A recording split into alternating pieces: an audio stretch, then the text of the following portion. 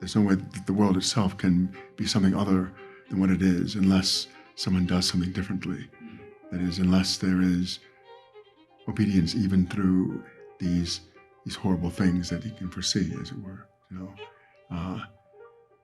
And someone's got to go there. You've got to simply walk through the fire. Hello and welcome to Chat CTK, a podcast exploring life and faith at Christ the King Catholic Church in Nashville, Tennessee. I'm your host, John Stotts, Director of Adult Faith Formation here at CTK. In this, our fifth episode, Father Dexter and I return to the Sunday Gospel, in which Peter's confession of faith last week is followed by his immediate misunderstanding of who Jesus is and what Jesus has come to do. We reflect on the importance of losing one's life in order to find it, on what Father Dexter has come to cherish about his own life, and some tips for anyone who might be considering the priesthood.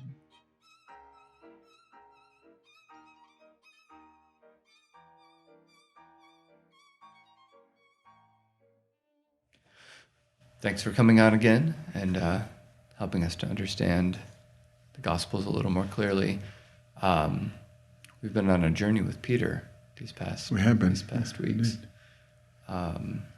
Your homily on Sunday, you had the occasion to address at the masses I was at some of the people who are beginning their RCIA journeys, and you made the comment that it's really our experience of finding out who God is that matters, that we'll hear lots of things and people will tell us about their experience and use their own words.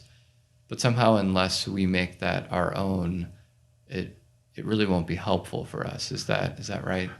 Yeah, I can't remember when I was an undergrad. I was thinking about becoming Catholic, and I had a bunch of friends, many of whom were, I guess, atheists or non-believers, or just kind of just.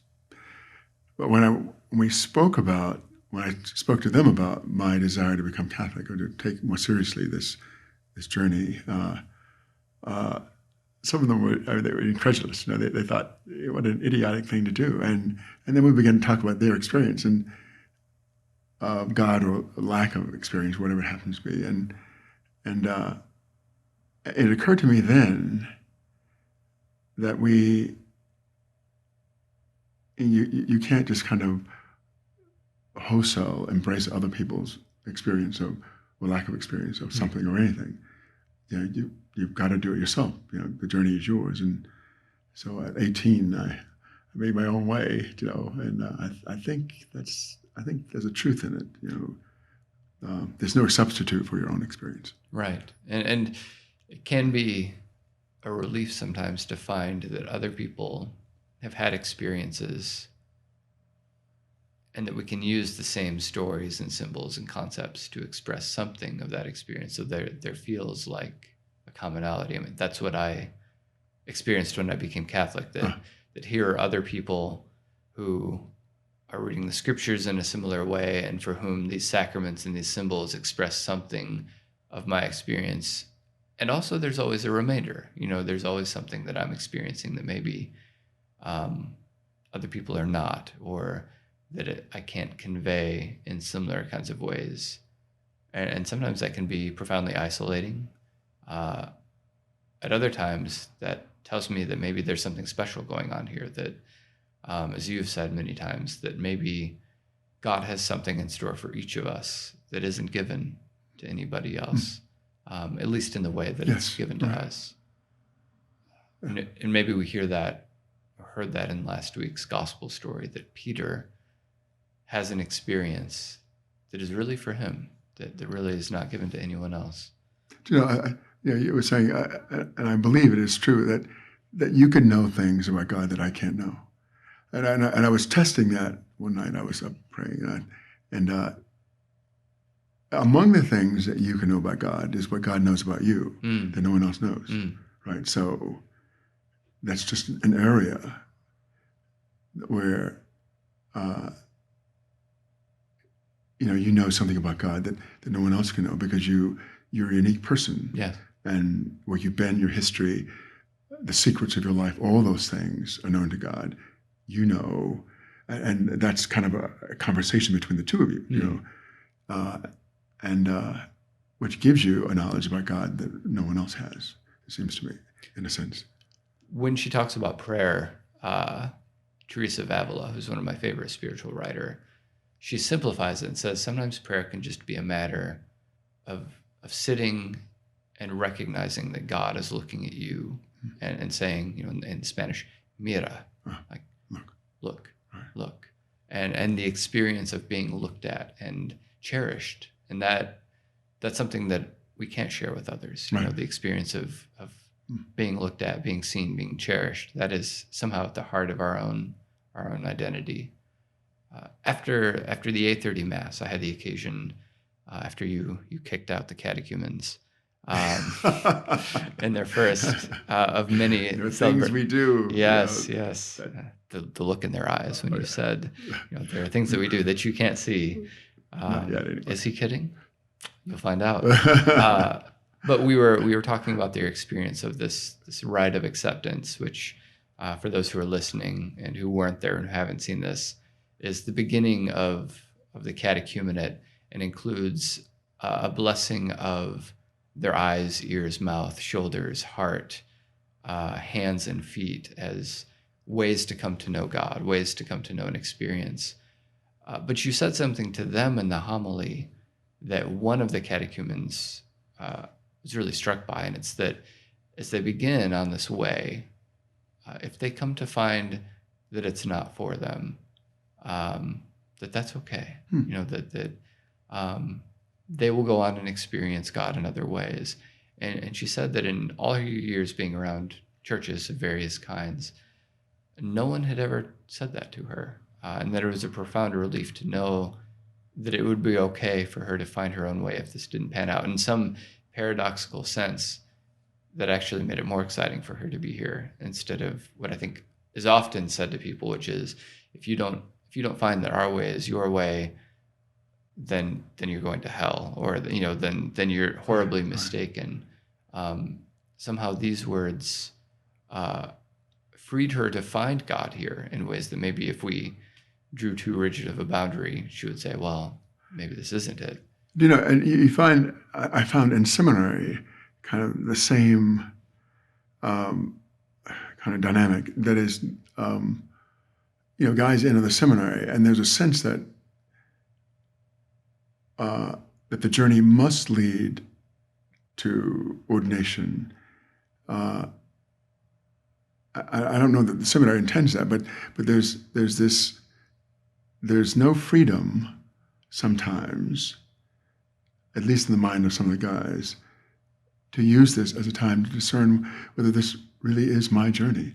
You know, it's a great journey, and it could be for everybody else, but it may not be for me, as it seems to me this journey to full communion with the Catholic Church. You know, you know, we celebrate it, but it may not be the thing for everybody. And the RCIA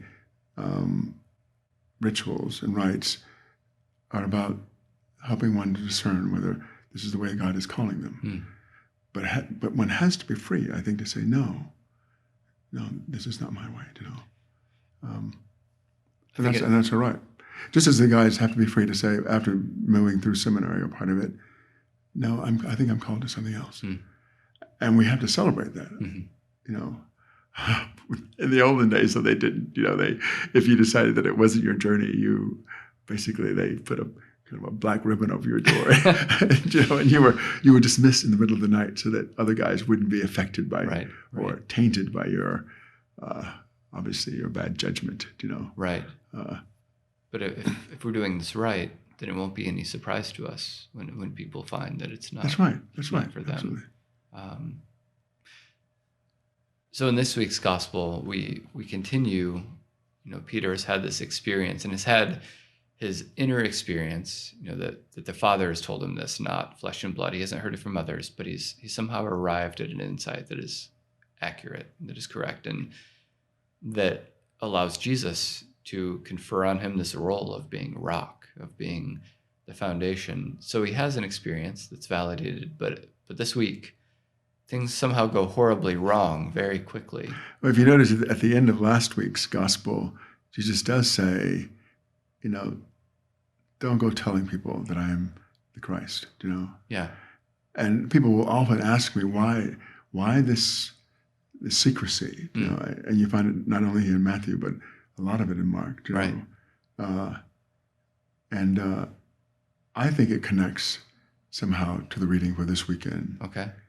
That is, as I said last week in the homily, I wonder, even in the profession of faith that Peter makes, just how much he knows about what it means to be Christ, the Messiah, Right. Anyway. Well, let's find out what he knows and what he doesn't. This is a reading according to the Gospel of Matthew. Jesus began to show his disciples that he must go to Jerusalem and suffer greatly from the elders, the chief priests, and the scribes, and be killed, and on the third day be raised. Then Peter took Jesus aside and began to rebuke him. God forbid, Lord, no such thing shall ever happen to you. He turned and said to Peter, Get behind me, Satan. You are an obstacle to me. You are thinking not as God does, but as human beings do. Then Jesus said to his disciples, Whoever wishes to come after me must deny himself, take up his cross and follow me.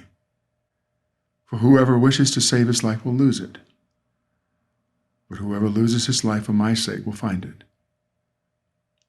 What profit would there be for one to gain the whole world and forfeit his life? Or what can one give in exchange for his life? For the Son of Man will come with his angels in his Father's glory, and then he will repay everyone according to his conduct.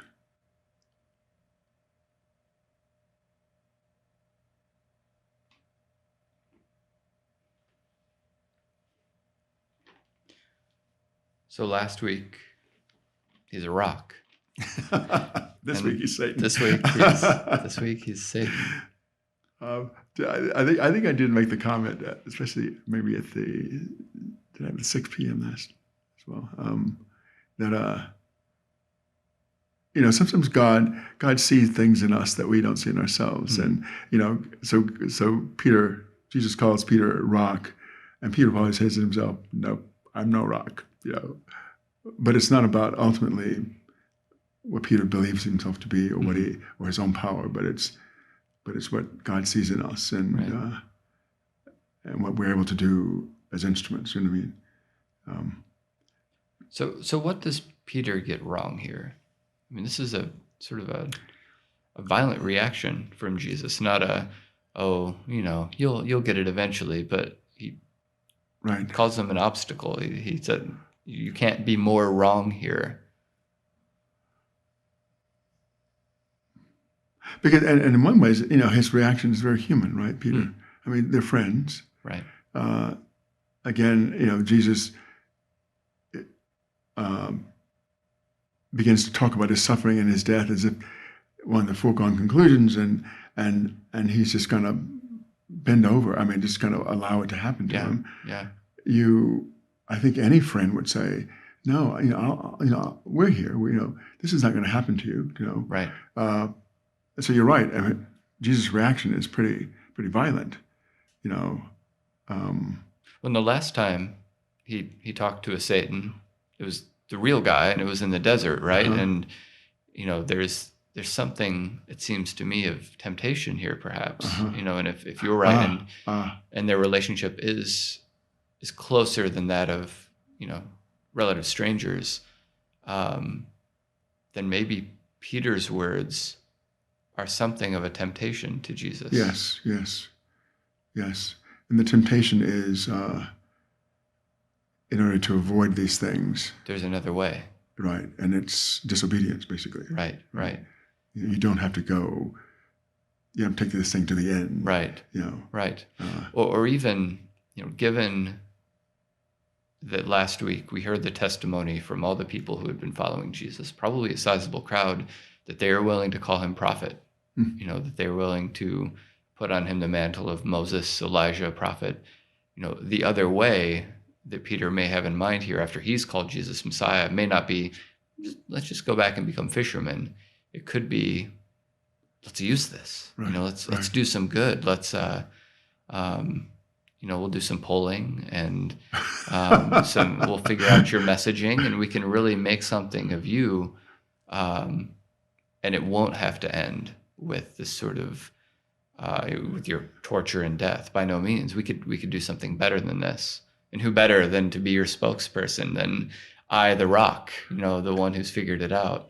And I said a few weeks ago at the Feast of the Transfiguration that it occurred to me that maybe one of the reasons why Peter's building tents or wants to build these tents is, he can see the power, the importance of Moses and Elijah.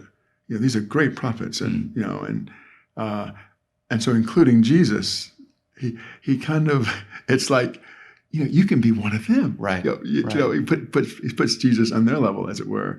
And so, in fact, if these people are calling him by these names, as you say, let's make use of that, because we know they're great, Right. and we don't have to go any further than that. We Right. can do great things with what people believe already, and forget about this suffering and death stuff, Right. The end of the journey. Right. But Jesus has something else in mind. Yes. And it's not what we want in some sense. It's counter to what our instincts are going to tell us is correct. In his words, it's what humans want. It's Peter's thinking as a human being, but not as God. But I think that's a curious phrase, isn't it? Right. I mean, you are thinking not as God does. My question is, who can? Right. Peter would say, well, I'm not God. I am a human being. Right. Yes, right. But as human beings do. Right. But I think it also contrasts with what Jesus had just told Peter in last week's passage, which is, flesh and blood has not revealed this to you. That is, he's just had an occasion where God did do some thinking in him. He has an insight that doesn't come from his own sort of, stumbling along, figuring things out. But that suddenly has failed him. He no longer, and in a curious way, it parallels the passage we heard before that. This just occurred to me, where Jesus begins to walk on the water, but then immediately Peter begins to walk in the water, and then immediately fails, immediately plunges, and Jesus has to grasp him. So here we're seeing sort of that in action, where the beginnings of an insight into who Jesus is aren't enough to help him to understand what must happen.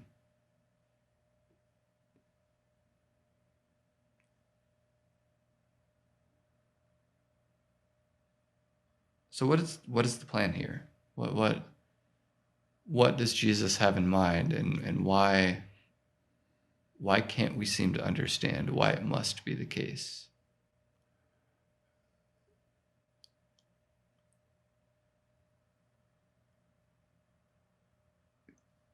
It seems to me that the journey that he's making, that he's set out here, that he's kind of outlined for his disciples, that is the suffering, death, and ultimately the resurrection, is kind of a way to turn things upside down. There's no way that all that they imagine could be, that there's no way that the world itself can be something other than what it is, unless someone does something differently. That is, unless there is obedience even through these horrible things that he can foresee, as it were, and someone's got to go there. You've got to simply walk through the fire. You can't give in to ugliness and to violence and to hatred and all those other things. And when you don't, the end, of course, is what he's predicted here, the suffering and the death. But he's got to go through it. And that's the only way that it all that he offers another solution, that he offers the only solution that will work. Um,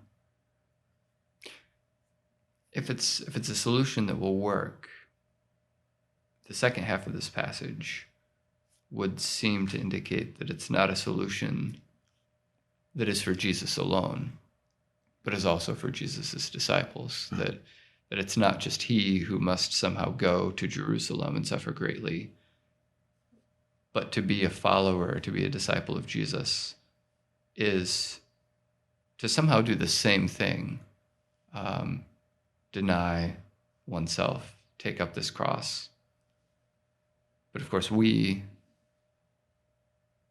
don't go to Jerusalem. We don't experience Jesus's passion, or do we? In a sacramental way, we do it every Sunday, of course. I mean, as I've said, we process every day into Jerusalem, where we not only celebrate the suffering, death, and resurrection of Christ himself, but we, I think, are at the Eucharist to experience, by reflecting on our own lives, the same or very similar suffering, death, and resurrection. So we do go to Jerusalem there. We also, in many ways in our life, I think, find ourselves going into Jerusalem. And the question is, though, when we find ourselves in those situations, whether it's in the place where we live, or in our home life, or the place where we work, whether we're willing to do what needs to be done in order to be obedient ultimately to our baptism, to the promises that we made in our baptism. He says here, what profit would there be for one to gain the whole world and forfeit his life? We're offered all kinds of things, and I think he is ultimately will be.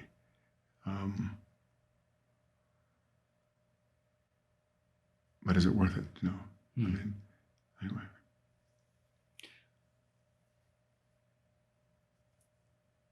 I think that's the question that often haunts people at the end of their lives. Yes. Has it been worth it? Have I gained the whole world? Have I spent my life in a way that's worth life itself? Right. Which is there was a question that they put to us every year in seminary.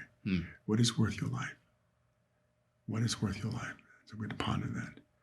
And many of the guys said, "Not this." Yeah. Get that luggage. But to come full circle, that is a question, the answer to which no one else can answer. Right? That is a question that if I borrow someone else's answer, and God forbid live it, the question again is, what is my life worth? Right. What can I exchange for my life? If I decide on an answer because someone else told me, well, your life is this, whether it's a parent, or a teacher, or priesthood, or a message that I heard, there is a danger that I can make that my answer, and then suddenly wake up, if I'm lucky, and see, oh. But it happens all the time. People, like you said, at the end of life, or wake up at some point on the journey and realize they've been living someone else's life. That's never any good. Right. It doesn't matter how good it is, right? If it's not yours, then it's not real. Right, it's not real. It's not authentic. Right. And so, but how easy it is to do, because, like all those voices we heard last week, there's so many voices around, and it's easy to get kind of to jump on one of them or to embrace one of them without seriously asking, is this, to ask it of yourself. Right. And that's what matters. And to some extent, that's all of our journeys. That's the journey of the disciples, that if we believe our own story, the Christian story, I suppose, we're all born into a world that has roles for us, that prepares for us answers. And we can't help but sort of take them on. And, the second half of life, whenever it begins, even if it begins in your teens, is the process of letting go of those things, Right. of allowing them to die. And I think the good news, if there is any, that no matter when we wake up and realize, oh, this isn't my life, we can surrender it. Yes. We can put it to death. We can allow it to die its natural death. And the hope, it seems to me, is that there will still be life left, that it's never too late in that sense to find Right. something of life.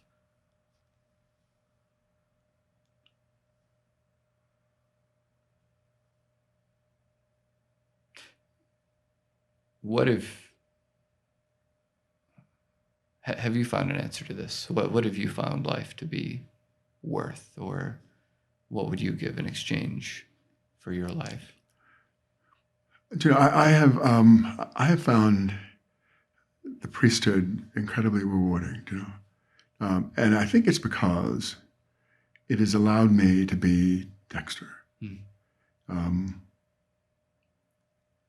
I can remember when I was a young guy, all I've ever wanted in life, and I mentioned this before at Mass, I've only wanted to be free and to be happy. The rest of it, I have no time for the rest of it. Hmm. And early on in life, I have always wanted to be able to do this kind of thing, to share kind of what I've seen and heard about God, the one who's created us, and my relationship, in a way that makes sense to people, not some sort of pious and phony thing, but just Dexter's journey. And I enjoy that. And it has given me great freedom and just immense joy. So I cannot imagine. I mean, I could die today and feel that I've given my life to doing precisely the thing that I've given my life to has been worth it. And of course, as you've already alluded to, the priesthood doesn't do that for everybody. No. And guys are blessed when they discover that ahead of time. But if there are people listening who wonder, could the life of priesthood be freeing for me like it is for him? If they're thinking, well, this sounds good. Are there signs? What should they know about themselves to know whether that's worth pursuing?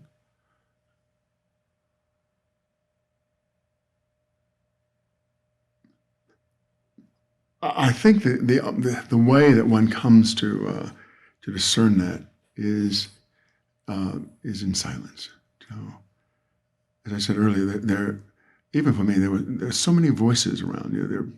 There's family, there are friends, there's community, there are all these voices around who want who have an idea about the life that you want to live, and they may be right, okay,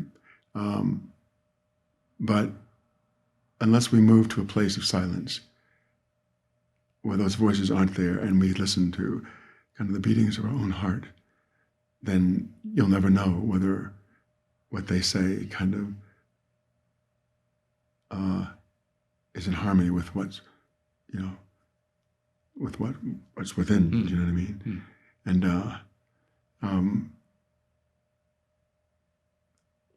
I think it's silence. Yeah. The marvelous thing about that is whatever you hear will be good. Yeah. Right. Okay. Well, thank you for sharing your thoughts. Sure. Absolutely. We should say today is Prudence' birthday. We would be remiss. We would be. We're recording this on Wednesday, September 30th, which is, August 30th. And Prudence is 35? In dog years. In dog yes, years, right. okay. She's 5 years old today. Okay. So when you see her, do wish her a happy birthday. Okay.